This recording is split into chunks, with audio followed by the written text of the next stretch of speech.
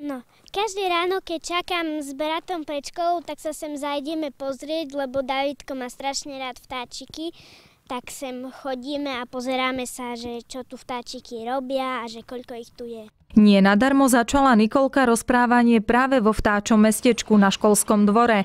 Jej príbeh, ktorý postúpil do užšieho výberu Detský čin roka, je o malom operencovi, ktorého zachránila so spolužiakom Markusom. Ešte minulý rok vlastne, keď ešte môj brat chodil do škôlky, tak sme ho išli odniesť a jak sme išli už do školy, tak sme zbadali na zemi vtáčika, ktorý mal zranené krídlo. Podarilo sa nám ho chytiť, ale len na chvíľočku. Mal som pri sebe stúžku vo vrecku, som mu teda ju rýchlo zaviazala okolo nôžky, kým ešte jedol, lebo sme mu vlastne dali aj trochu chleba. Už sme meškali, tak sme utekali už do školy.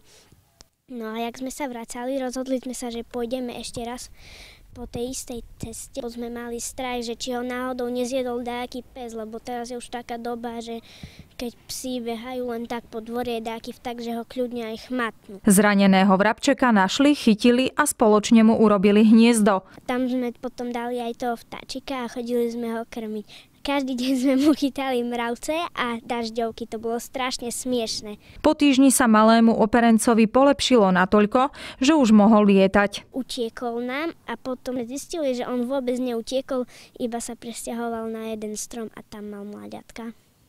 Chodím sem, že by som videla, že či tu náhodou nie je ten vtáčik. A niekedy, keď idem a vidím 3 vrabcov, tak som si vždycky pomyslela, tak to bude asi Maťko, Kupko a Janka, lebo my sme im vlastne dali aj mena.